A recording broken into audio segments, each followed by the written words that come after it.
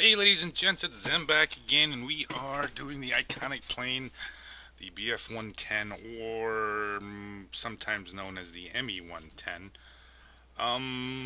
Yeah, if you've ever watched old black and white reels, you'll always see these things flying around, and they're kind of, they're iconic because they're World War. They were used quite extensively in World War II. I mean, some people maybe not familiar with it because obviously there's other planes that are more well known, but this thing flew in every theater that Germany was involved with, from the Eastern Front to the Western Front to the Battle of Britain to the deserts of North Africa. It's, in my opinion, a very iconic plane for the Luftwaffe. Early 1930s, most countries were starting to switch to the monoplane design, but there was a problem. They didn't have any range. So this concept of the I guess I'm gonna fucking murder this, and I'm sure I'm gonna get some shit about this. I think it's the Zoroaster, maybe that's how you pronounced it. The destroyer design, translated to English, for a twin-engine fighter. This was the early 1930s, so there was a couple, there was a couple firms in Germany that got involved with it. Obviously, the Messerschmitt, the Rado, and do believe Falkwolf, as well as Heinkel, all put a design in for this aircraft, for this long-range fighter. We, of course, got the BF-110E in game. The Falkwolf plane that they put into the competition is actually in game as well, the Falkwolf 57. This is the plane that went up against the BF-110. Obviously, Messerschmitt won and was put into a prototype stage. 1936, the BF-110 was the first time it was flown. Most of the late 30s, it was used. There was quite a bit of different development. Mostly had to do with the engine changes. When it first came out, it was faster than most of the single engines. Of course, as the late 30s developed, it was not quite as it just didn't have the speed compared to the single engine monoplanes. However, when the war started in 1939, 40, 41, especially over the Battle of Britain, it was able to have air dominance for the most part, using just tactics and not its fact that it wasn't the fastest or the most agile. I mean, this is a big plane compared to, say, a BF-110 or a BF-109 or a Spitfire, obviously. And it had some relative success, that at least, as I said, in the air superiority role early on. It also had quite a bit of success on the Eastern Front, where most of the fighting was at mid to low altitude, and of course in North Africa. However, as the planes got better for the Allies, this was kind of shoved more into the fighter bomber role, and the night fighter role, and that's where this plane really kind of shined, was in the night fighter role. It was extremely deadly, mounting four machine guns and two 20mm cannons. It did a number on Allied bombers. As a ground pounder, once again, it did excel at that. It could carry, the E model, I do believe, only carried 250 kilogram bottoms, but I believe the G model could carry up to, I think there were two 1,000 kilogram bombs. So yeah, obviously as the engines increased in horsepower, the payload definitely increased. What was kind of nice about these workhorse was these were the DB600, 601, and 605 engines, what they used in the Messerschmitt BF-109. Kind of interesting. 1941, the production of this aircraft was kind of downsized because they were waiting for its replacement, the ME-210, to take over for it. ME-210 had a huge teething problem.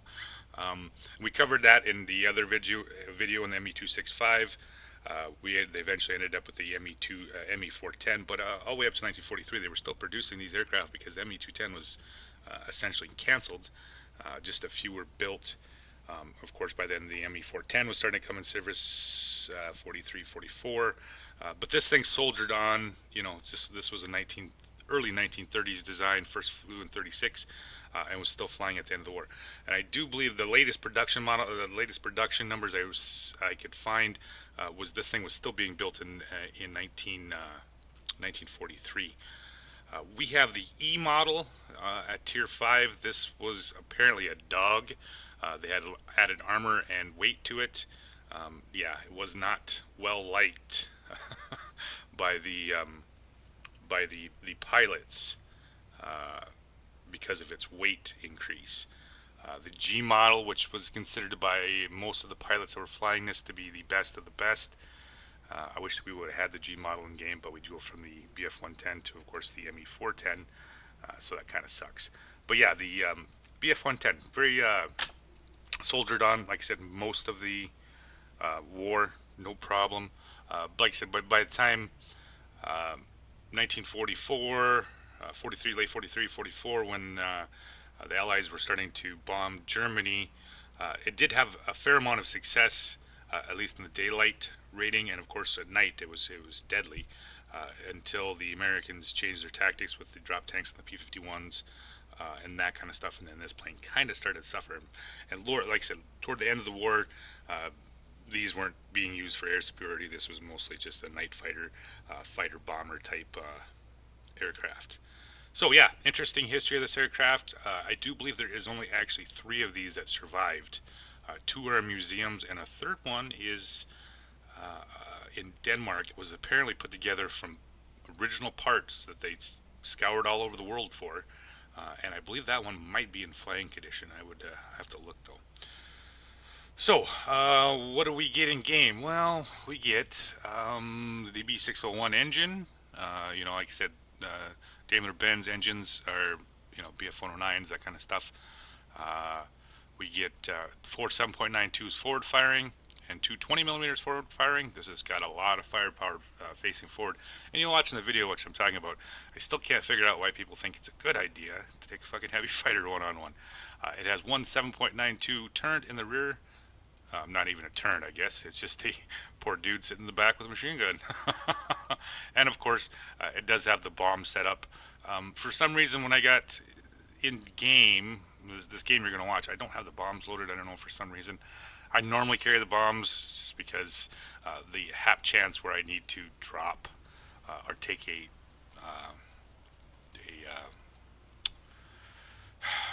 one of them strictly things that we always fight over. A fucking objective, and I need to destroy at least when I don't have anything else to shoot down. I gotta have something to do it. So it's also, like I said, once again, with the new patch, I don't know how well this is gonna work with the bombs on. I haven't really sat down and looked at it to see the difference between the maneuverability and the airspeed and all that stuff by carrying bombs. I'm going to fucking do it. Just give me some time. That kind of stuff. This one, I do have kind of a unique pilot. This is Charlotte. This was one of the female pilots from, I don't know, way back in the day when they had all 3 of them you could do for missions or whatever. So it's, I think some people stayed up like 48 hours in a row to get this thing. But yeah, pilot skills, I do believe it's these are the unique ones for this one, the Dazzling Star, the Celestial Fury, and I used the Marksman one. I don't know why I have the fire resistant. I must have been getting set on fire or something. I'll have to switch that one up. Go figure. And of course the rear gunner using the defensive fire. So I'm going to bring up the gameplay for you guys to check it out. Bear with me on this. I'm still going through this. I have like less than probably 10 games in this new patch. I just need to get back into playing again. So hopefully I can get everybody caught back up. I'm going to bring up the gameplay for you guys to check out. Alright guys, back with the replay of the BF-110. I'm flying with the infamous Ramo in his BF-109.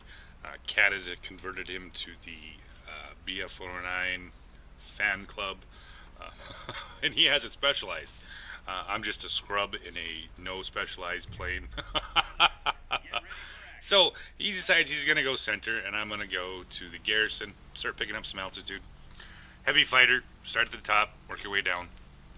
So typically on on this map here, I usually go garrison, and then I go to their mining plant, just to make sure they can't turn it.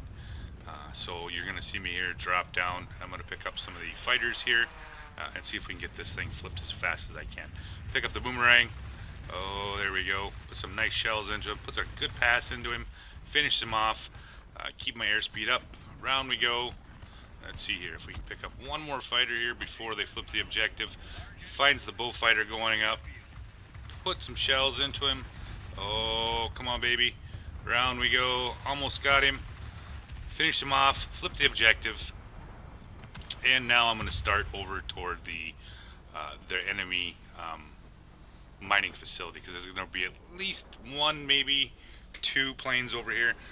Most likely the bomber and maybe the GA here, so I'm going to start getting some altitude to start dealing with those DOs. Get me up to about 2,000 meters or so here, and we're going to look for, oh, there we are. Pick up the DO-17Z, and we're just going to kind of secure this here. I'm not really attempting to take it. More like I said, more or less just trying to secure it. However, they are up 2-1 right now. We are, they've taken the center objective. Center maps, of course, the infamous buffet. Looking around here for my first target. Sitting 1,700 meters or whatever here. Pick up my first one coming through here. Oh, BF-110. Put a hurt on him. Like I said, I wish we could get the rear view gun look. I'm not sure. I might have to flip through here. Maybe it does show the rear view gun. But I switched to my rear view. Every time you see the gun firing, that's usually me flipping over to the rear. Pick up the BF-110. These guys don't turn away. It's the game of chicken now and World of Warplanes. So finish off Schorsch in the BF-110, and I'm looking for my next target here. So flip back over and pick up the boomerang, nail him, and we are able to flip it. I'm not terribly sure why that flipped like that, but then again, this replay is just fucking crazy.